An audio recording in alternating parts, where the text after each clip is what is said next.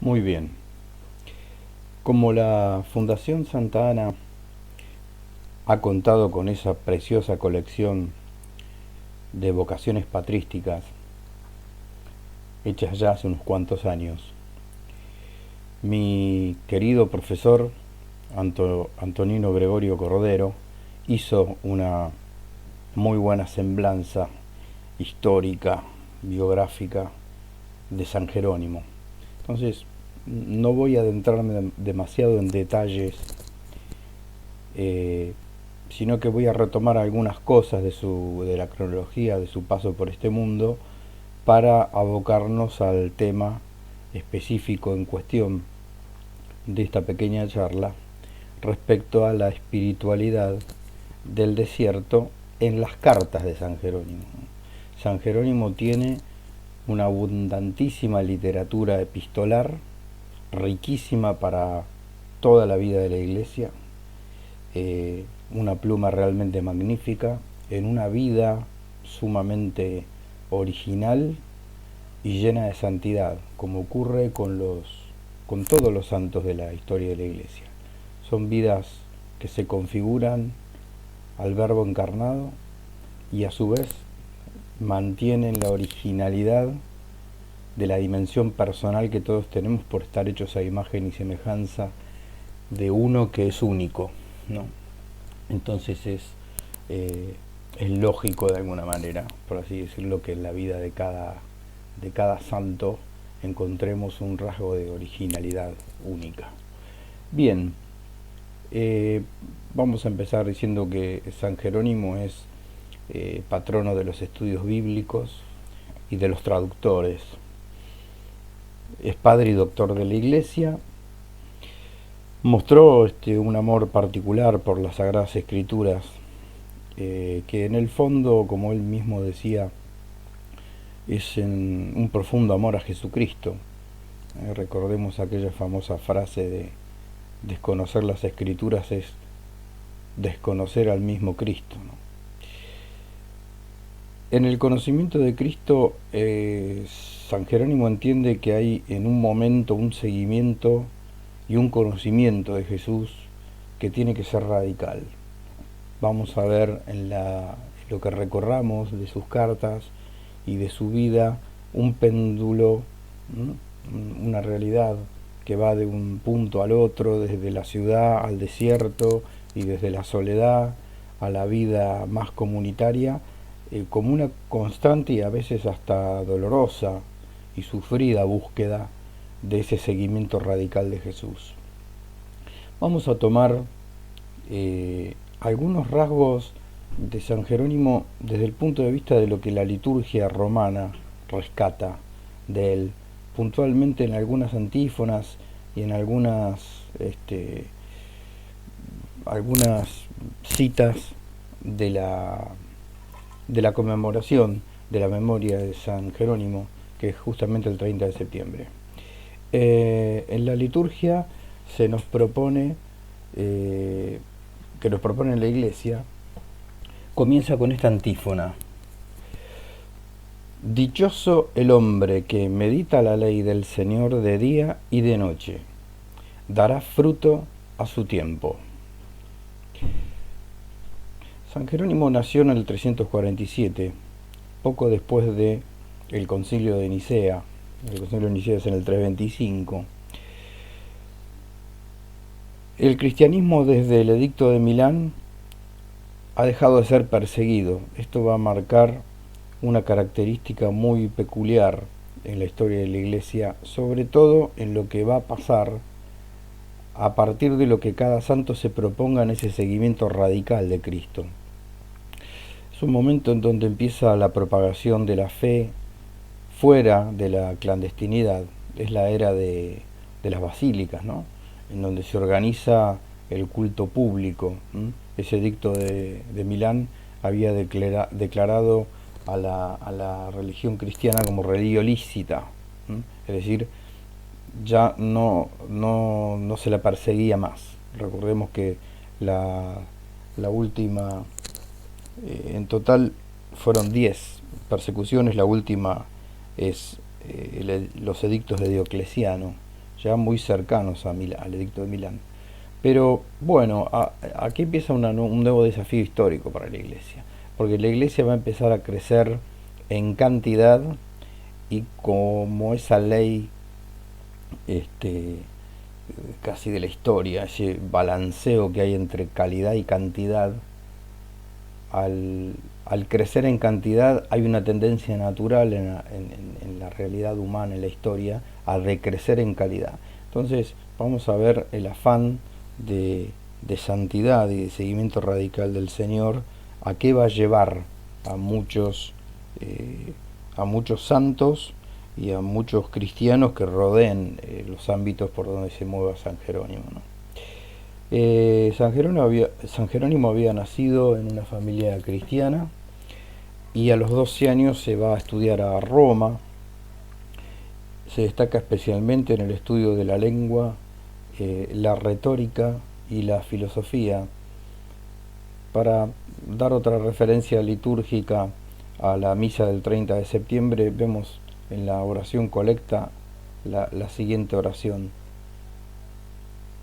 Dice el misal: Dios nuestro, que diste a San Jerónimo, presbítero, un suave y vivo afecto por la Sagrada Escritura, concede que tu pueblo se alimente de tu palabra con mayor abundancia y encuentre en ella la fuente de su vida.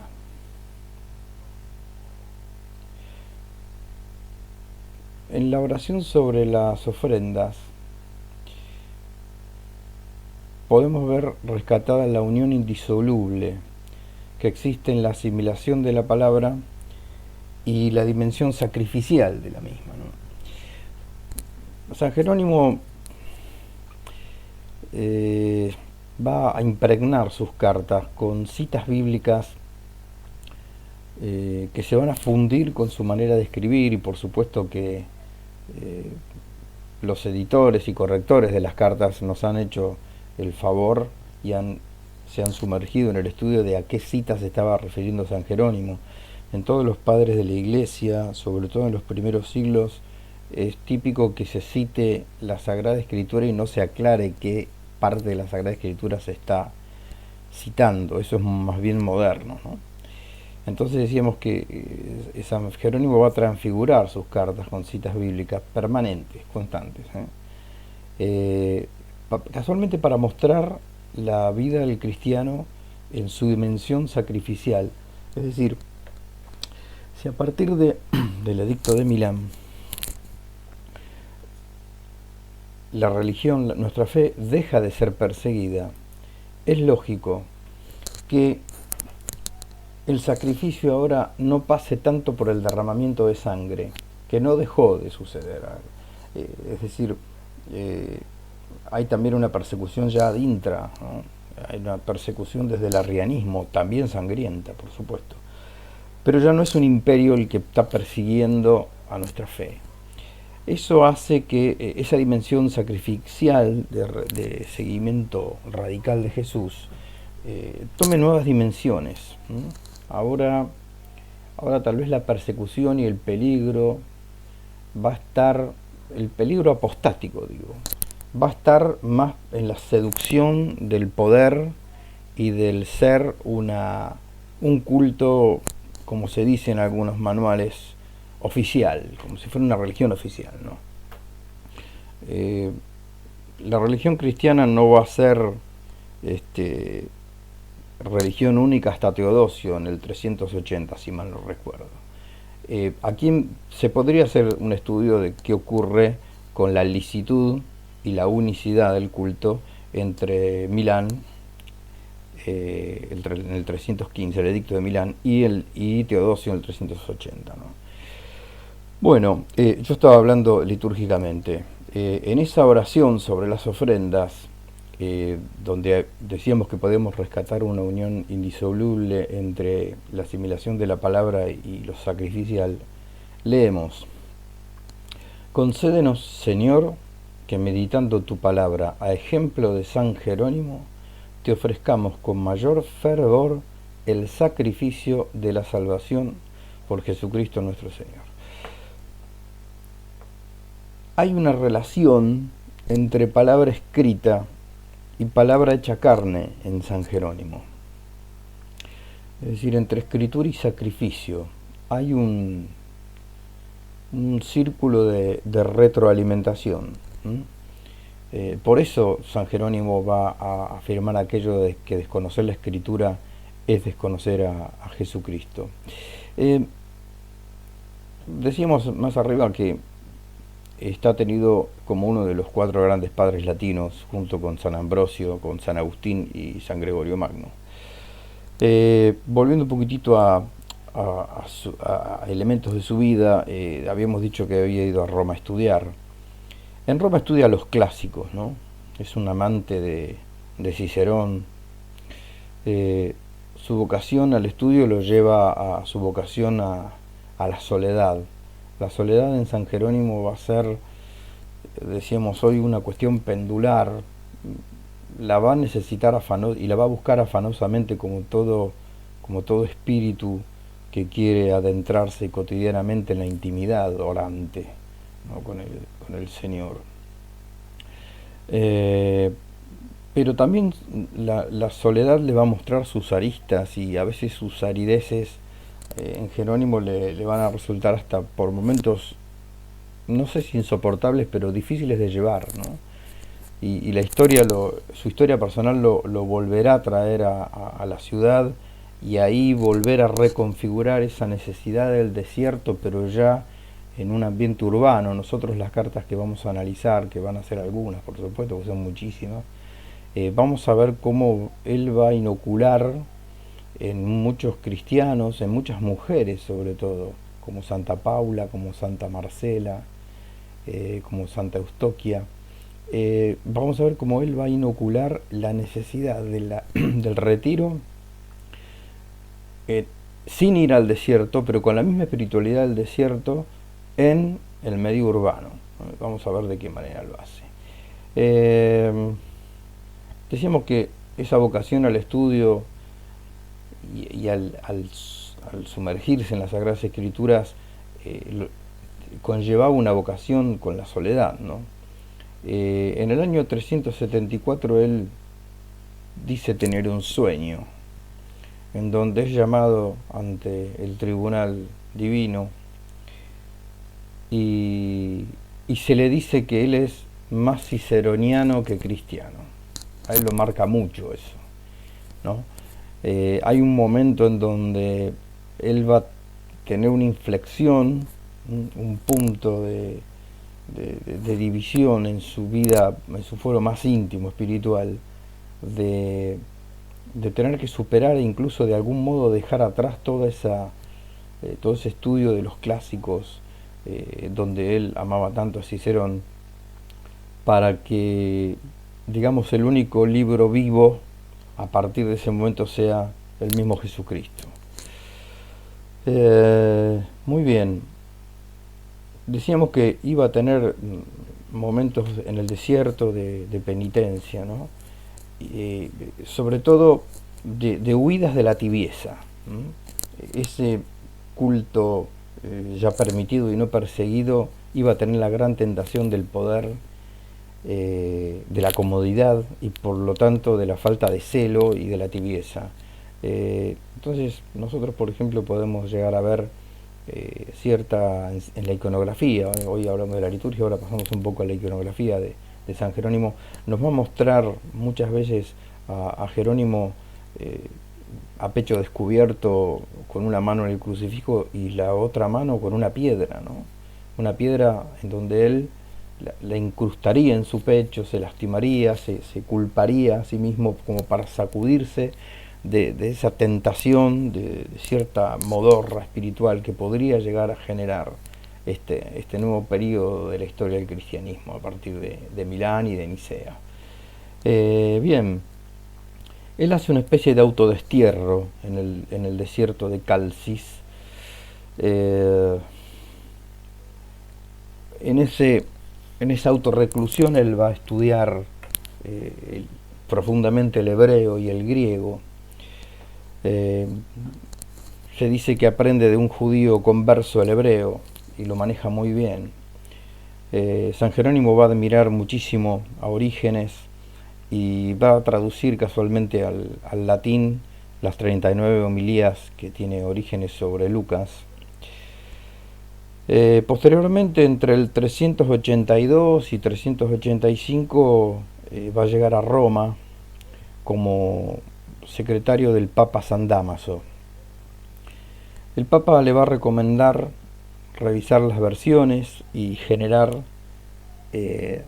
una nueva traducción.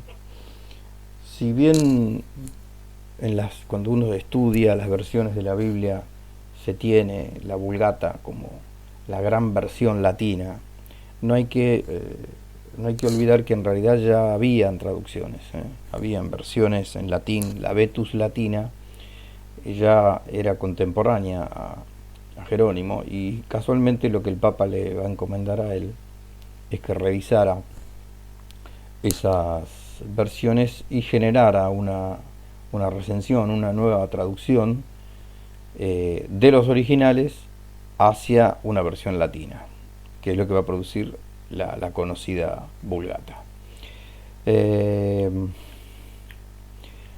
Yendo un poquitito más al tema nuestro, que es la producción epistolar, vemos que hay un gran amor no solamente a la Sagrada Escritura, sino a la sana doctrina, al Papa y al magisterio eclesiástico. Esta conjunción que vamos a ver en las epístolas lo va a constituir a San Jerónimo en un excelso defensor de la fe, ¿no? Jerónimo, a pesar de que lo logró, nunca buscó la complacencia ni la popularidad. Tuvo un grupo de seguidores muy importantes, sobre todo en Roma, pero él nunca buscó esto. Él estaba convencido de que su misión era ganar almas.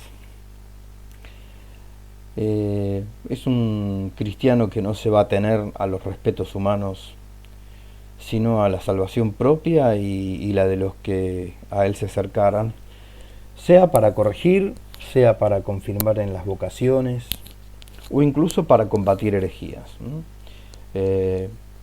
Esto seguramente lo ha tratado el profesor Cordero en esa publicación de Vocaciones Patrísticas, a qué herejía se enfrentó, así que no me voy a adentrar en eso.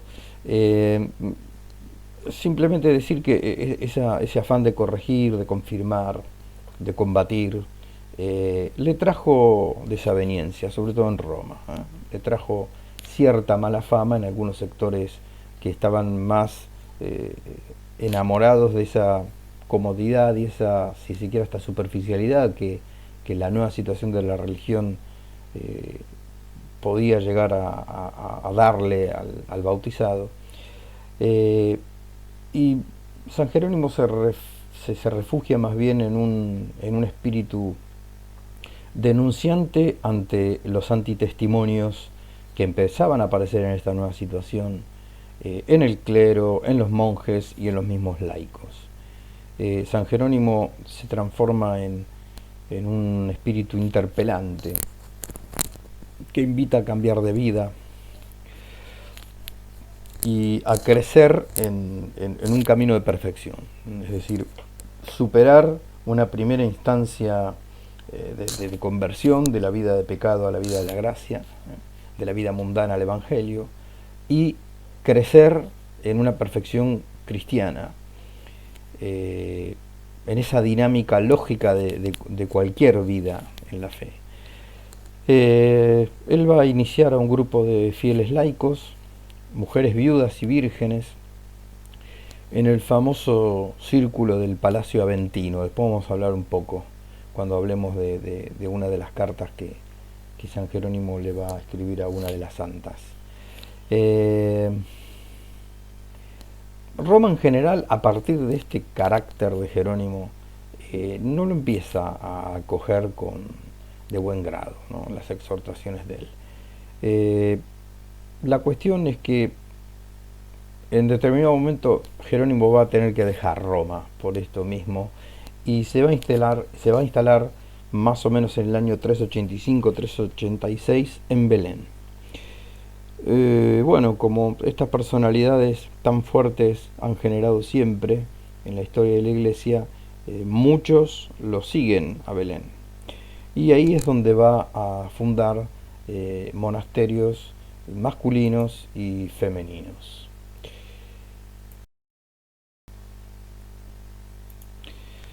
Bien, en realidad, a partir del siglo III, se comienzan a dar en Oriente, sobre todo en Egipto,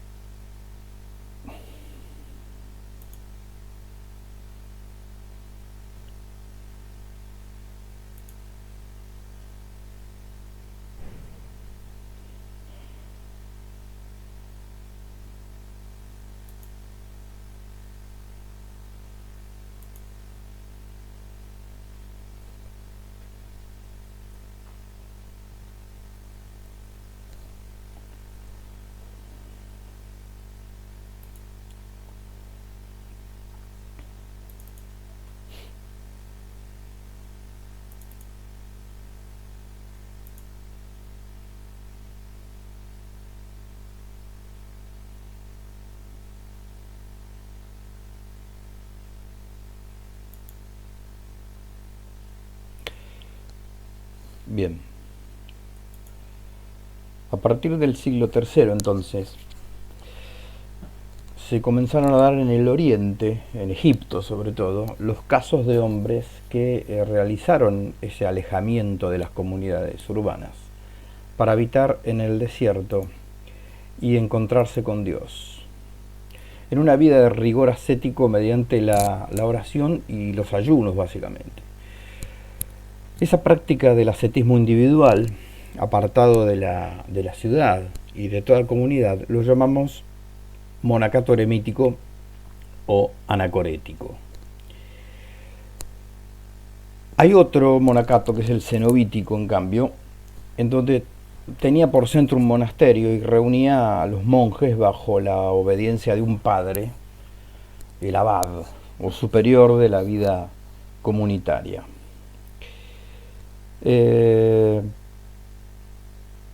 Cuando hablamos de anacoretismo, nos estamos refiriendo proviene del término anajóresis. Anajóresis se puede llegar a traducir como subir al desierto. El hecho de subir del Nilo al desierto, dejar la bonanza del río, de la vegetación, para irse a encontrar íntimamente con el Señor en esa dimensión sacrificial que todo cristiano tiene que encontrar en su camino hacia el reino, ¿no? En sentido estricto, los inicios de la vida monástica se dieron en este anacoretismo. Este aislamiento podía ser total o casi total, ¿no? Nosotros entre los más destacados contamos a San Antonio, entre el 251 y el 356 más o menos, su vida, considerado como el padre del monacato, originario del Bajo Egipto, y a otros en Siria y Asia Menor, por ejemplo, como San Macario. Estos anacoretas tenían una vida muy sencilla y precaria, vivían en cuevas o chozas, y bien muchos eran itinerantes, ¿no? Imitando a los esenios judíos, o a los conocidos comerciantes viajeros árabes que hacían esto. Tenían una dieta muy particular, básicamente vegetariana y en base a pan. Había un desprecio por la carne animal, ¿no? En general en estos anacoretas. Decíamos que tenían la figura de un abba, los abba del desierto. La palabra abad va a venir de ahí, los padres, ¿no? Ese abba daba una instrucción recorriendo los lugares donde se encontraban estos anacoretas dispersados. El abba recorría y los instruía. Había una dedicación a la oración silenciosa, la repetición oral de sus lecturas, que generalmente se trataba de libros bíblicos, sobre todo de los evangelios, ¿no? De los evangelios, en el Nuevo Testamento y en el Antiguo Testamento, de salmos y escritos sapienciales. Por un lado, entonces, teníamos el anacoretismo. En segundo lugar, nosotros habíamos señalado, si mal no recuerdo, el monacato eremítico. Perdón, el monacato cenobítico. Esto ya constituye un segundo momento en la historia del monacato y tenía por objeto reunir, bajo la observancia de la obediencia a un superior y un mismo techo, a los monjes. De allí el nombre derivado del griego cenobio, ¿no? Cenobio se traduce como vida en común. Este monacato cenobítico fue creado por San Pacomio, un antiguo soldado que había preferido la vida eremítica, renunciando a las armas. En la historia del monacato se lo conoce como el creador de esta nueva forma de vida, San Pacomio. Él inició su labor en el 350, es decir, contemporáneo a San Jerónimo, con la fundación del primer monasterio para varones, que fundó en el Alto Egipto. Y luego muchos otros más que poblaron ese desierto y los valles del Nilo. Esto superó la experiencia monástica individual, ¿no? Mismo San Pacomio posteriormente va a fundar cenobios para mujeres y compuso una regla que hasta ahora es la primera regla, la de San Pacomio, que se conoce. Tanto la vida de San Antonio como la regla de San Pacomio son precedentes de la regla de San Benito, ¿no? Esa regla de la orden benedictina, que va a tener tanto progreso y tantas reformas a lo largo de la historia de la Iglesia, tiene como una especie de arqueología, si se quiere, de estudio del origen de esa regla en todos estos movimientos que se están dando en la vida del desierto en este siglo IV en el que vive San Jerónimo. Entre otras fundaciones que surgen, está la de San Hilarión en Palestina, el que había fundado en realidad nuevos cenobios recibiendo a los antiguos ermitaños. Por lo que conocemos por la tradición pacomiana, cada monje vivía en su celda dentro de una misma área y llevaban una fuerte vida de comunidad bajo la autoridad máxima del abad, y se sustentaban trabajando el campo para sostenerse, ¿no es cierto? Bien, en Occidente el monacato tenía como supuestos conocidos ya en las comunidades cristianas el ascetismo y la virginidad. Durante los primeros 3 siglos estaba este precedente en Occidente. La presencia de San Atanasio en Occidente durante sus destierros por el problema con el arrianismo fue tal vez el factor de mayor influencia benéfica para la difusión de la vida monástica en Oriente, ¿no? Cuna del monacato primitivo.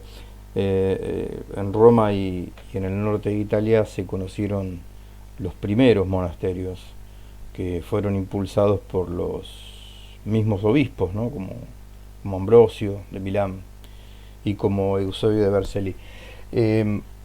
Otro gran difusor del monaquismo fue casualmente San Jerónimo, ¿no? Como conocedor del Egipto y el Oriente en general, supo recomendar durante su estadía en Roma ese tipo de vida a numerosos discípulos y discípulas que se acercaban a estos círculos en el que el Papa sobre todo lo impulsó a que él generara en la ciudad. No olvidemos tampoco que en África San Agustín había fomentado de diversas maneras la vida monástica. Su propia vida estaba alentada por un retiro y por una dedicación plena al servicio de Dios, San Agustín. Y sobre todo desde sus escritos como la Regulat Servos Dei, la cual, completada en la carta 211 dirigida a una monja, constituyeron un poco la base de lo que más tarde se conoció como la regla de San Agustín, otro elemento que yo creo que había omitido cuando hablé de las prefiguraciones y de los orígenes de la futura regla de San Benito. Por otro lado, en Francia también hubo una gran difusión, sobre todo en el sur, de un gran propulsor que fue el obispo San Martín de Tours, muerto hacia fines del siglo IV. Bien, volviendo un poco a la vida de San Jerónimo y para ir ya apuntando al tema de las cartas, él después de los estudios de Roma viene en el 365 más o menos el periodo de Aquileia. Este es el periodo que va a anteceder a su retiro al desierto de Calcis. Casualmente ahí van a ser la vocación ascética de San Jerónimo. Él verá un desprecio por la ciudad, incluso por su ciudad natal. Él en la carta 77, que es sería como la biografía de Fabiola, dirá que el verdadero nacimiento de ella no es su pasado de alta alcurnia, ¿no?, sino el momento real de su conversión y de su lanzamiento radical a una vida de penitencia por parte de esta mujer, ¿no? Se ve en la literatura de San Jerónimo ese desprecio por el pasado mundano de cada alma y su verdadero nacimiento a partir de una conversión real, incluso más allá del bautismo, ¿no?, como progreso de la fe bautismal, en una vida plasmada en sacrificio, en lectura de la Escritura y en penitencia.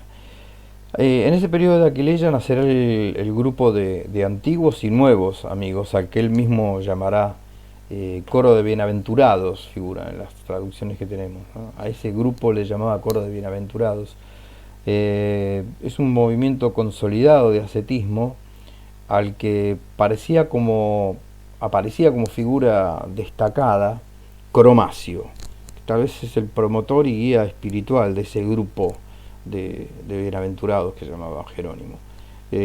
Otros que también formaban parte preeminente en ese grupo es el famoso Heliodoro, famoso en las cartas de Jerónimo. Nosotros vamos a parafrasear algunos fragmentos de la carta de Heliodoro, porque Heliodoro en principio cumple un papel muy importante en el arrojo de Jerónimo al desierto, y resulta que después duda en eso.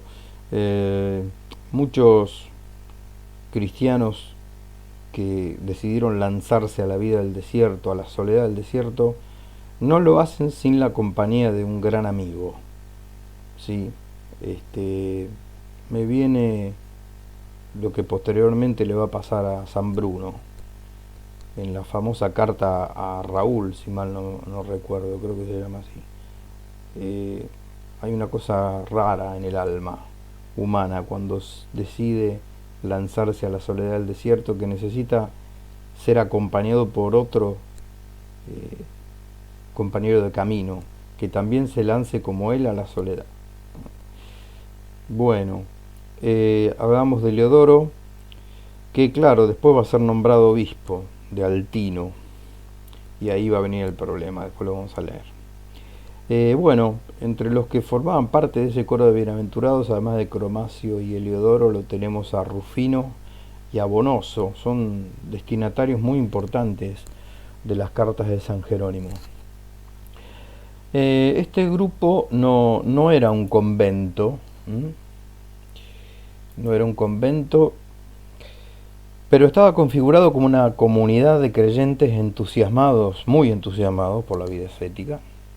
Había clérigos, había seglares, pero las diferencias quedaban limadas por la talla moral y el espíritu que todos tenían, ¿no? Respecto a las cartas de Jerónimo a este tema, él aborda muchísimos temas, pero yo me voy a centrar en fragmentos de cartas que tengan que ver con esta espiritualidad del desierto de San Jerónimo. Las primeras cartas, que van de la 3 a la 12, están dedicadas a este pequeño grupo, a este coro de bienaventurados, como decía Jerónimo. Aquí hay que incluir un grupo de mujeres a las que Jerónimo escribe en las cercanías de Mona. Algunos incluso recibirán de este grupo urbano de espiritualidad ascética, recibirán el apelativo del monje, aunque no lo sea más que por la inclinación a imitar ese tipo de vida, no porque lo fueran, ¿no? Este grupo de Aquileia reemplazará a Estridón. Estridón es la patria, la patria física donde donde lo ve nacer a Jerónimo. Jerónimo va a admitir que su verdadera patria espiritual es Aquileia y no Estridón, donde ha nacido. Si Roma lo había formado en las letras y humanidades en general, Aquileia lo ha de formar en esta espiritualidad de entrega radical, de amor a las escrituras y de sacrificio, ¿no? Para configurarse en mayor medida a Cristo. En la carta número 3, por ejemplo, Jerónimo habla de un súbito torbellino y un cruel desgarro que lo va a obligar a repentinamente alejarse de Aquileia. No sabemos muy bien por qué, pero es lo que sucede. En el 374 aproximadamente, a partir de esto, es movido al desierto. No sabemos si es puntualmente por la ruptura con el grupo de Aquileia, porque ya Jerónimo en sus cartas se ve que tenía la decisión tomada. Acá vuelve a aparecer la figura de Eleodoro, es su gran compañero de entusiasmo, por decirlo de alguna manera. De este periodo del lanzamiento de la llamada al desierto es la expresión que se registra en la carta a Rufino, en donde San Jerónimo escribe que están llamados ellos a ese peregrinar errante hacia lo desconocido.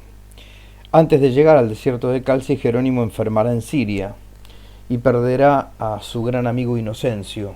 Dios de algún modo iba preparando un desierto interior en Jerónimo antes de que se adentrara al verdadero desierto geográfico.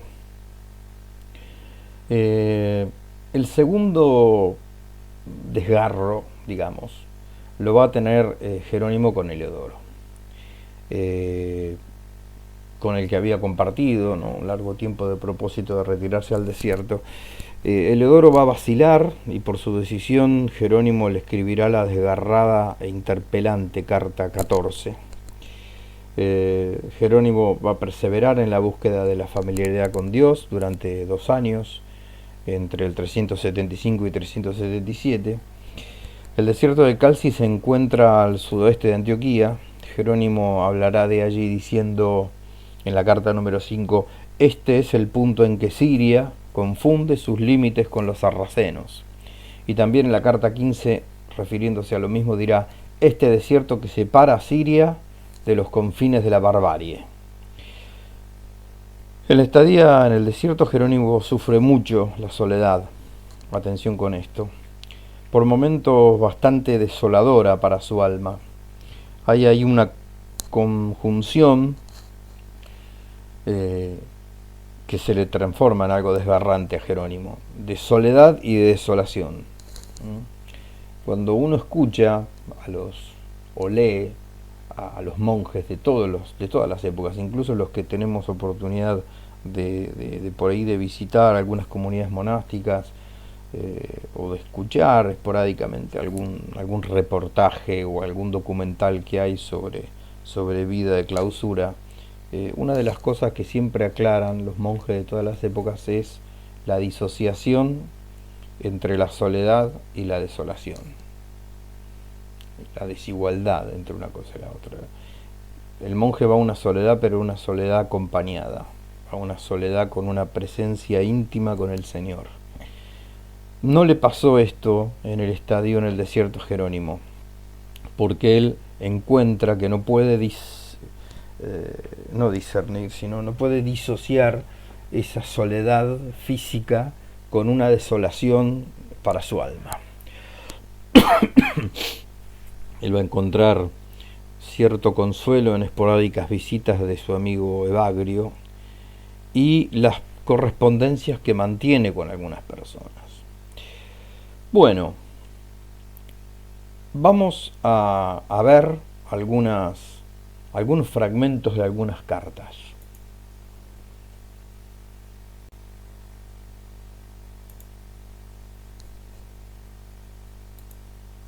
Muy bien, vamos a leer algún fragmento de la carta número 2 a Teodosio. Teodosio es una anacoreta, no es el emperador. Este es con S. Está encabezada como a Teodosio y demás anacoretas que moran en el desierto. Bueno, esta llamada del desierto, antes de leer a Jerónimo, se va a ver en esta carta, es la expresión de esta carta, ¿no?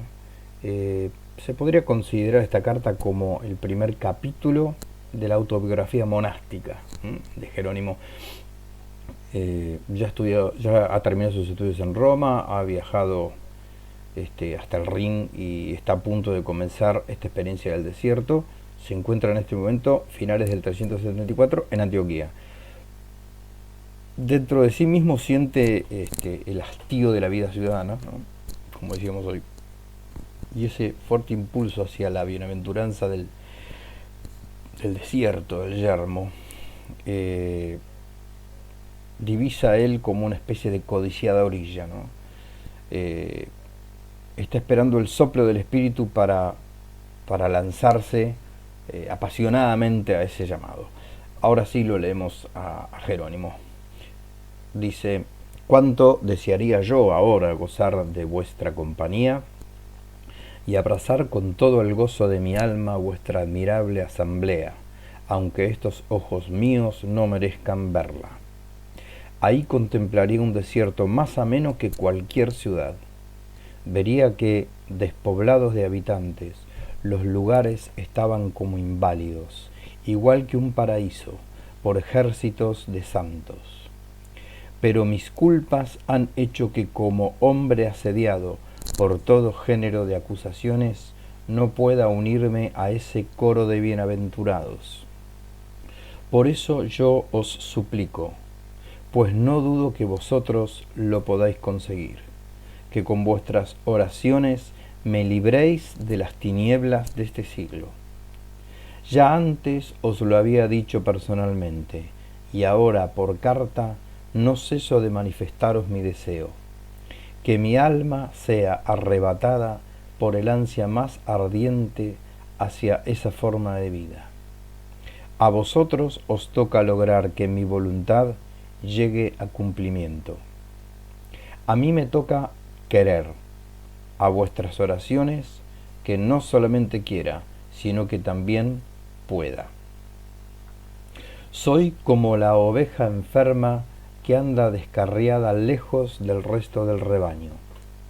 Si el buen pastor no me lleva sobre sus hombros de nuevo a su aprisco, resbalarán mis pasos y en el intento mismo de levantarme se desplomarán mis pies desfallecidos.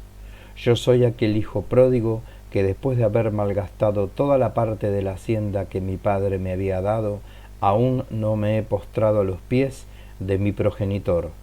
Todavía no he comenzado a apartar de mí los halagos de la sensualidad.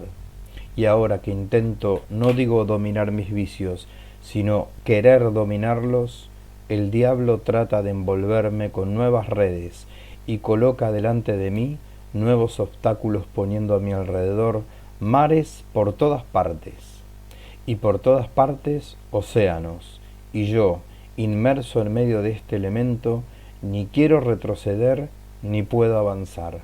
Solo queda que por vuestra oración el soplo del Espíritu Santo me empuje hacia adelante y me acompañe hacia el puerto de la anhelada orilla. Bien, yo destaco aquí dos cosas. Bueno, por un lado, la asiduidad con la Sagrada Escritura y cómo está condensada ella misma en la escritura de Jerónimo. Habida cuenta de que el oyente está totalmente impregnado, en este caso, de la parábola del Hijo Pródigo. En segundo lugar, lo más destacable me parece esta conciencia de alteridad, esta conciencia con el otro, de necesidad del otro para irse a la soledad.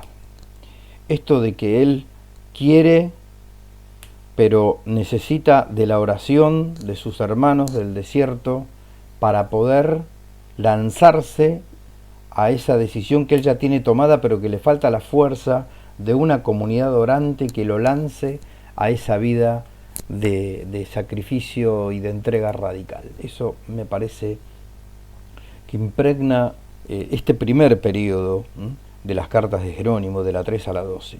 Ese ruego orante a la Iglesia y al Espíritu Santo para que le den el empujón que él no puede lograr a pesar de su decisión, a pesar de lo que ha sufrido en su vida urbana, de este llamamiento que Dios le hace y de toda la formación, sobre todo, que ha tenido en Roma, que realmente no le está sirviendo para poder dar ese salto de Abraham, ese salto radical hasta cierto punto del vacío, ¿no? Bien, otra carta que me gustaría analizar es la carta número 14, que está escrita más o menos entre el 376 y 377 a Heliodoro. Famosísima carta que ha contribuido a exaltar el ideal monástico en Occidente. A pesar de no haber causado efecto alguno en su destinatario, animó a miles de almas al retiro del desierto.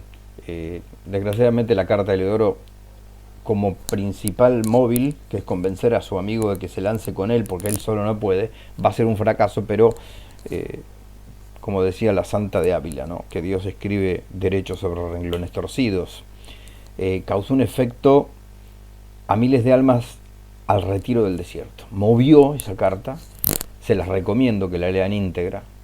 Editorial Bach tiene 2 tomos espléndidos de la recopilación de todas las cartas de Jerónimo, ordenadas, muy bien prologadas generalmente.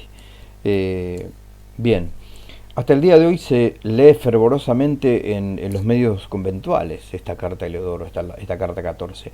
Jerónimo todavía no había visitado Calcis, en donde tiene una visión, esta que habíamos dicho, ¿no?, frente al tribunal divino, cuando Jesús lo acusa de ser más ciceroniano antes que cristiano, dicen algunas traducciones nuestras.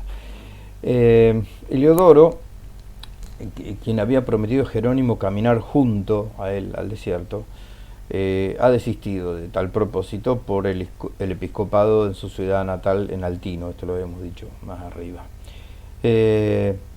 Jerónimo arremeterá para doblegar su voluntad con todos los recursos de que dispone, que no son pocos, lo de la pluma de Jerónimo y lo del espíritu indomable de Jerónimo. Empieza por un ruego doloroso y pasa intempestivamente a la amonestación y al reproche evangélico. Vamos a leer algunos fragmentos. Jerónimo le va a escribir a Heliodoro: pero, ¿qué hago? Una vez imprudente estoy rogando. Basta de súplicas, fuera los halagos. Es justo que por mi amor herido me indigne. Tú que decidiste a quien tú rogabas, quizá escuches a quien te recrimina. ¿Qué haces en la casa paterna, soldado comodón? ¿Dónde está el baluarte? ¿Dónde el foso? ¿Dónde el invierno pasado en tiendas de campaña? Escucha cómo resuena desde el cielo la trompeta. Mira cómo entre nubes avanza nuestro caudillo armado para hacer la guerra al orbe de la tierra. Y una espada de 2 filos que sale de la boca del rey va cegando cuando encuentra delante. ¿Cuándo vas a salir tú de tu alcoba al campo de batalla, de la sombra al sol? El cuerpo acostumbrado a la túnica no soporta el peso de la coraza. la cabeza cubierta con el gorro de lino rechaza el casco, y la mano delicada de tanto ocio se escuece en la tosca empuñadura de la espada. Oye el llamamiento de tu rey. El que no está conmigo está contra mí, y el que no recoge conmigo desparrama. Recuerda el primer día de tu milicia, cuando sepultado con Cristo en el bautismo, juraste con las palabras del sacramento que, por el nombre del mismo Cristo, no tendrías en cuenta ni a tu padre ni a tu madre. El enemigo tiene empeño para matar a Cristo en tu corazón. Los campamentos contrarios codician el donativo que recibiste al entrar en la milicia. Aunque tu sobrinillo se cuelgue de tu cuello, aunque tu madre con el pelo suelto y los vestidos rasgados te muestre los pechos con lo que se te crió, aunque tu padre se tienda en el umbral de la puerta, sigue adelante y pasa por encima de tu padre con los ojos secos. Vuela junto al estandarte de la cruz. Vuela junto al estandarte de la cruz. En este caso, ser cruel es una especie de piedad. Ya llegará el día en que regreses vencedor a tu patria y te pasees como un héroe coronado por la Jerusalén celeste.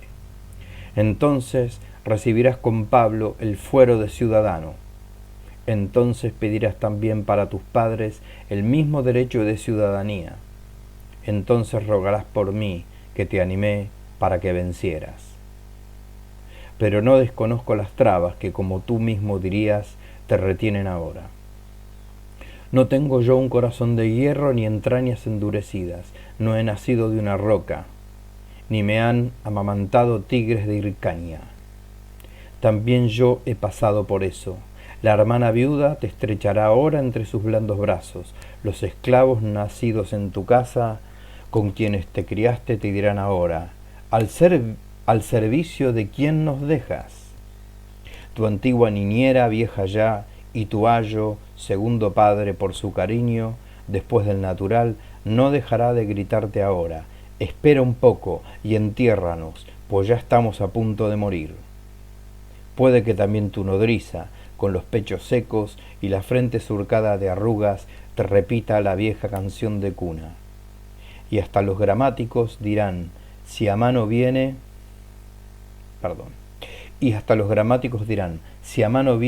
sobre ti se apoya la casa entera que amenaza ruina. Estos lazos los rompe fácilmente el amor de Cristo y el temor del infierno. Pero dirás, la Escritura manda obedecer a los padres, sin embargo, quien los ama más que a Cristo, pierde su alma. El enemigo empuña la espada para acabar contigo, y yo voy a pensar en las lágrimas de mi madre. Voy a desertar de la milicia por cuidar de mi madre, a quien por causa de Cristo ni siquiera debo sepultura, cosa que por causa del mismo Cristo debo a todos. Para el Señor, estando ya próximo a padecer, Pedro fue movido de escándalo por aconsejarle guiado por el temor. Pablo responderá a los hermanos que querían retenerlo para que no se marchara a Jerusalén.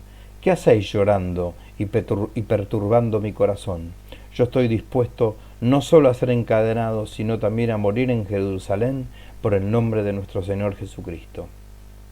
El afecto familiar, esa especie de ariete que combate contra la fe, ha de ser repelido por el muro del Evangelio. Mi madre y mis hermanos son quienes hacen la voluntad de mi Padre, que está en los cielos.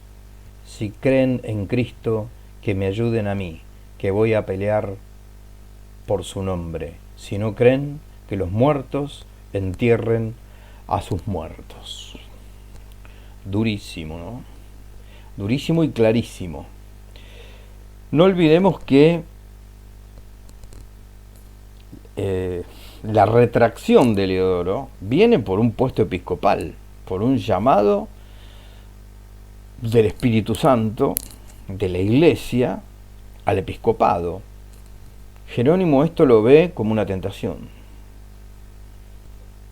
Ahí está la radicalidad. Incluso yo no leí la primera parte de la carta. La primera parte de la carta, muestra cierta súplica, justamente donde yo empecé a leer hoy, que es el punto 2 de la carta. Él mismo, Jerónimo mismo se arrepiente de estar suplicando, ¿no? Y rogando, y ya acomete intempestivamente acusarlo de caer en la tentación, y en el fondo del corazón de Jerónimo a dejarlo solo. Este Jerónimo que está anhelante de irse al desierto, pero necesita del otro, del hermano o de los hermanos que recen y se lancen con él al vacío del desierto. Bueno, muy bien. ¿Algún otro fragmento de alguna otra carta que querría compartir con ustedes? Ya mismo. Otro escrito de Jerónimo que querría compartir es la famosísima carta a Eustoquia, tal vez la más famosa de San Jerónimo. En ninguna selección de cartas falta esta carta a Eustoquia. En realidad, más que una carta, es un tratado de esta vida, de esta espiritualidad del desierto. La destinataria Eustoquia es hija menor de Santa Paula. Paula es una noble matrona romana, asidua a las lecciones bíblicas del monje Jerónimo en el palacio de Marcela sobre el monte Aventino. Estas lecciones son un hito en la historia de la Iglesia. Jerónimo había llegado a Roma con los obispos de Oriente, Paulino y Epifanio, para tomar parte de un concilio romano. Habíamos dicho que el Papa Dámaso lo había tomado a su servicio. Entonces, ese palacio aventino se había convertido en un monasterio, y Marcela convenció a Jerónimo de que subiera a mostrar su ciencia bíblica. Parece que Jerónimo era medio reacio al principio. Entonces, a este círculo en ese palacio concurrían Paula y su hija Eustoquia, la destinataria de esta carta que vamos a compartir. Estudiaron hebreo con Jerónimo, y tanto Paula como Eustoquia, ¿no? Y lo aprendieron muy bien. De esas reuniones en el Aventino salieron muchas vocaciones. Vuelvo a repetir que esa carta de Heliodoro, por más que no surtió efecto en Heliodoro, es una joya, sobre todo para la motivación y la decisión del alma titubeante, o que está haciendo un discernimiento espiritual si se lanza o no se lanza a esta vida del desierto. Vuelvo a repetir, no sé si fui lo suficientemente claro. En esta realidad urbana romana hay una necesidad del aislamiento y del encierro íntimo, del encerrarse en su celda para que Dios abra su bodega, como decía el Aquinate en el siglo XIII. Yo pienso, yo estoy haciendo esta grabación para la Fundación Santa Ana casualmente por el aislamiento obligatorio que tenemos llamado cuarentena. Y todos hemos tenido, se nos ha cruzado en nuestra vida de oración y de meditación con el Señor, hasta qué punto no nos está invitando Él en este 2020 y en esta cuaresma en la que estoy grabando hoy, Jueves Santo justamente, hacer de nuestro hogar una especie de monasterio, y hacer de nuestro rincón orante una celda. Seguramente el Señor tiene preparado algo para nosotros. Bueno, muy bien, sigamos con Jerónimo, que se está haciendo muy largo esto. Decía que de esas reuniones en el Aventino habían salido muchas vocaciones, pero lo que más impresionó, la carta, la vocación que más impresionó fue la de Eustaquia o Eustoquia, depende de las traducciones, ¿no? Es la tercera hija de Paula, ¿no? Parece que esta Eustoquia a los 16 años anuncia esta tentativa de una vida en soledad, y bueno, Jerónimo le escribe esta epístola, es la epístola número 22, a su destinataria. Y es muy radical. Por momentos uno cuando lee la carta dice la destinataria tiene 16 años, ¿no? Pero bueno, vamos a leer algunos fragmentos. La fecha probable de esta carta 22 a Eustoquia es el año 384, justo el año en el que muere el Papa Dámaso. Esta carta 22, junto con el de Consideraciones de San Bernardo, si mal no recuerdo, Eugenio IV, puede ser que esté cometiendo un error, junto con esa carta de Bernardo, esta carta 22 ocupa un puesto principal en los clásicos del ascetismo católico, ¿no? Es justo considerar este momento en que el ideal monástico lleva un vacío de heroísmo producido por esa paz constantiniana. Jerónimo lo va a defender en sí mismo y ataca despiadadamente en esa carta al cristianismo clerical y laico, que como dice él, al no ser heroico es una farsa. Así que bueno, vamos a leer algunos fragmentos de esta famosa carta 22. Eustoquia. Señora mía Eustoquia, pues señora debo llamar a la esposa de mi señor. Todo esto se endereza a que desde el comienzo de la lección te percates que no vengo ahora a cantar las loas de la virginidad que tú has aprobado por óptima por el hecho de abrazarla. Tampoco quiero enumerar los trabajos de la vida de matrimonio, cómo se va hinchando el vientre, los bajidos del niño pequeño, cómo atormenta a la amiga del marido, cómo inquieta el cuidado de la casa y cómo la muerte viene finalmente a cortar el hilo de todo lo que se tiene por bienes. Porque también las casadas tienen su dignidad, el matrimonio es honroso y el lecho sin mácula. Lo que yo quiero es que entiendas que al salir que sales de Sodoma, has de temer la suerte de la mujer de Lot. No habrá en este opúsculo adulación alguna, pues el adulador es un enemigo blando. No habrá artificio de lenguaje retórico que te coloque entre los ángeles, y expuesta a la belleza de la virginidad, ponga al mundo por escabel de sus pies. Más adelante tenemos la siguiente advertencia que Jerónimo hace a Eustoquia. Nos hallamos rodeados de grandes escuadrones de enemigos. Todo está lleno de contrarios. Nuestra frágil carne, y que pronto se ha de convertir en ceniza, tiene que luchar ella sola contra muchos. Mas cuando fuere desatada, y viniendo el príncipe de este mundo, no halle cosa con ella. Entonces oirás segura lo que te dice el profeta. No temerás los temores nocturnos, ni la saeta que vuela por el día, ni el peligro que ronda en las tinieblas, ni el acometimiento del demonio del mediodía. Caerán 1000 a tu lado y 10.000 a tu derecha, pero a ti no se acercará. El Salmo 90 es eso, ¿no? Muy bien.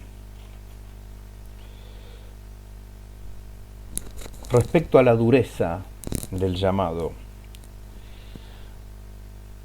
en el punto 4 de la carta a Eustoquia, San Jerónimo escribirá: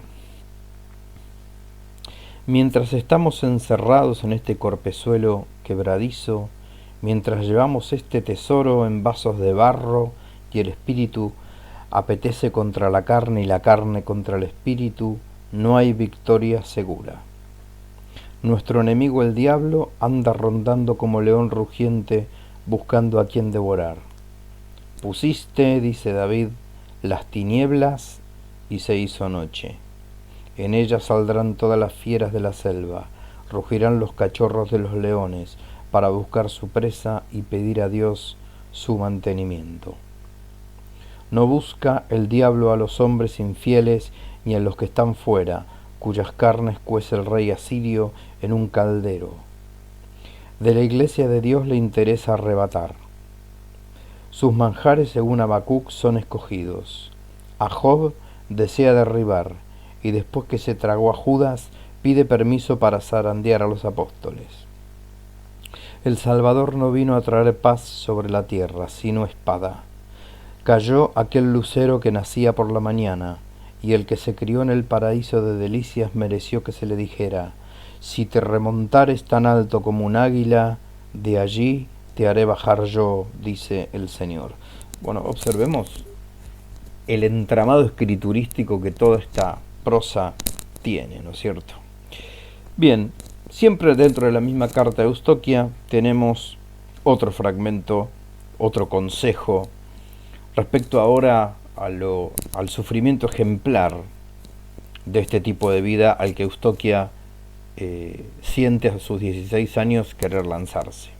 Dice Jerónimo: si el apóstol Pablo, vaso de elección y destinado para el Evangelio de Cristo, sintió el aguijón de la carne y los incentivos de los vicios, y por ello castiga su cuerpo y lo somete a servidumbre, si no obstante ese esfuerzo ve otra ley en sus miembros que contradice a la ley de su espíritu y que lo hace prisionero de la ley del pecado, si después de sufrir la desnudez, los ayunos, el hambre, la cárcel, los azotes, vuelo contra sí mismo, exclama: desdichado de mí, ¿quién me librará de este cuerpo de muerte? ¿Te imaginas tú que debes estar segura? Guárdate por tu vida, no te tenga que decir Dios un día: cayó la Virgen de Israel y no hay quien la levante. Audazmente voy a hablar. Dios, que lo puede todo, no puede, después de caída, levantar a una virgen. Puede ciertamente librarla del castigo, pero no coronar como virgen a la que fue corrompida.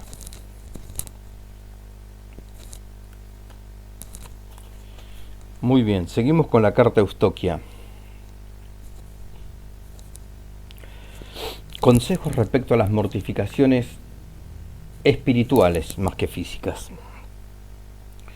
No quiero dejes crecer los pensamientos, que nada babilonio, nada confuso se haga en ti, adulto. Mientras el enemigo es pequeño, degüéllalo. La maldad hay que extirparla en germen. Oye lo que dice el salmista: hija malhadada de Babilonia, bienaventurado el que te diere la paga del trato con que tú nos has tratado. Bienaventurado el que, haciendo de tus pequeñuelos, los estrelle sobre la peña. El Salmo 136. Sí. Realmente es imposible que no ataque al hombre el sabido calor de los tuétanos. De ahí que aquel es alabado, aquel proclamado bienaventurado, que apenas empieza a pensar, degüella y quebranta los pensamientos sobre la peña. Ahora bien, la peña es Cristo.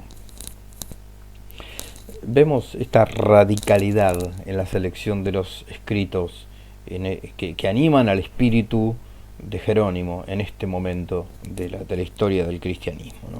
Esta necesidad del sacrificio, de la mortificación, de la entrega al Señor, de ese camino de perfección que la historia mismo le va trazando al santo en este momento. Un poco más adelante, respecto a las primeras tentaciones que sufrió él, ¿no?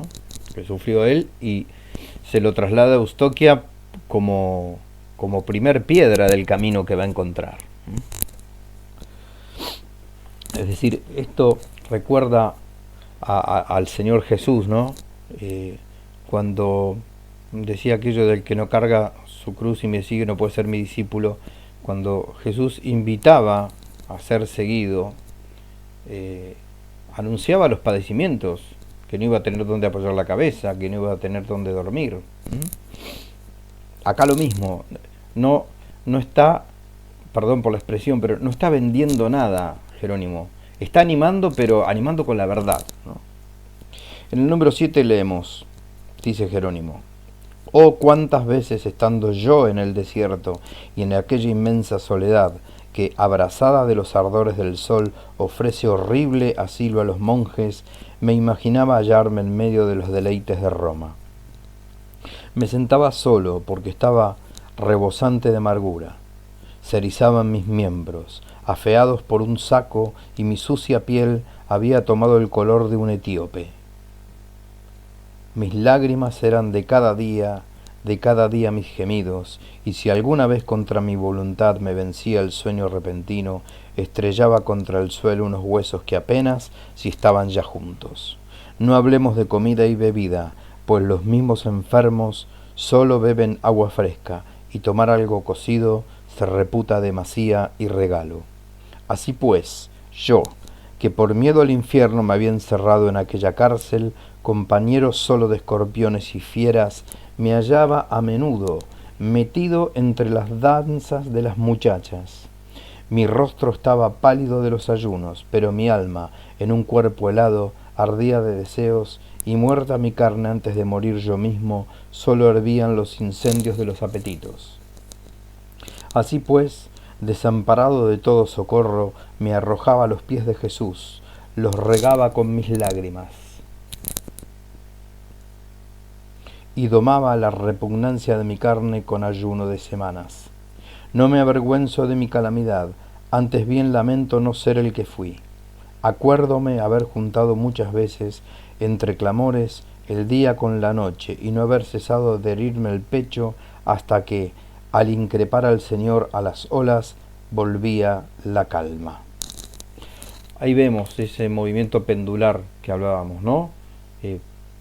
Una ida al desierto de la que tiene que volver, porque es una soledad desolada, una vuelta a la vida urbana en Roma y cierta añoranza por aquello que de algún modo él considera no haber podido sostener.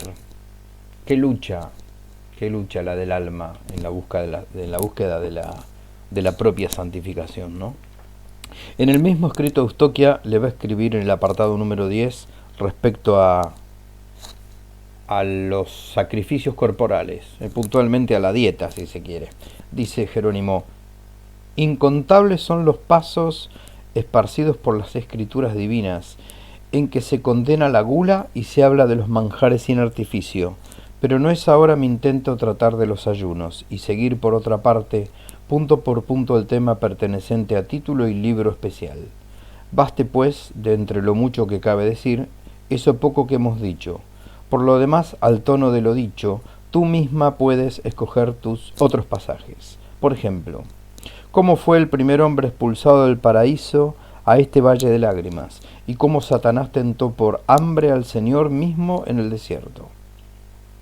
Nota también cómo el apóstol no para de gritar: la comida para el vientre y el vientre para la comida, pero Dios destruirá a la una y al otro.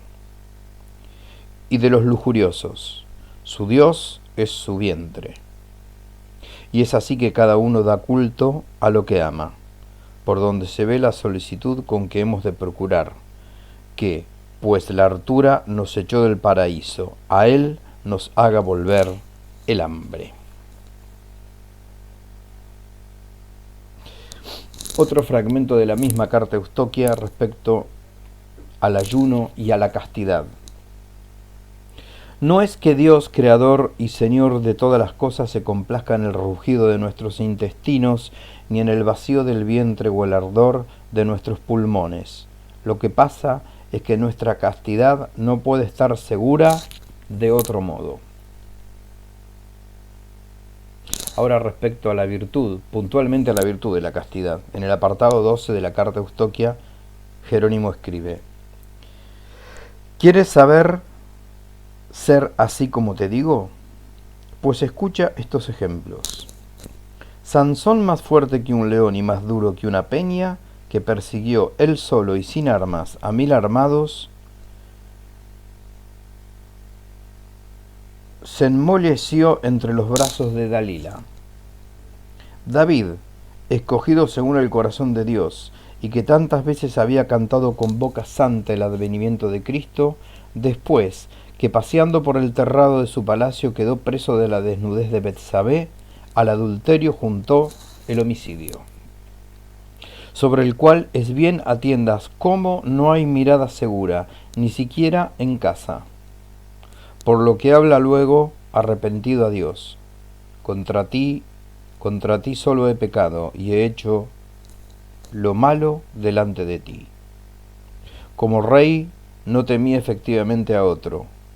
Salomón, por el que la divina sabiduría se cantó a sí misma y que dispuso desde el cedro del Líbano hasta la matilla del hisopo que sale por las paredes, se apartó del Señor por haberse hecho amante de mujeres, y para que nadie confiere el parentesco de la sangre, Amón se abrazó en ilícito amor de su hermana Tamar. Bueno, muy bien. Este escrito de Eustoquia se los recomiendo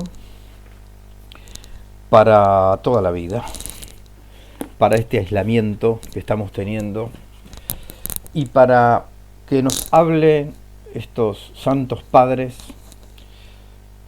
de la vida y el afán del espíritu del cristiano por crecer en santidad, interpretando y reinterpretando el medio social, cultural e histórico que les toca vivir.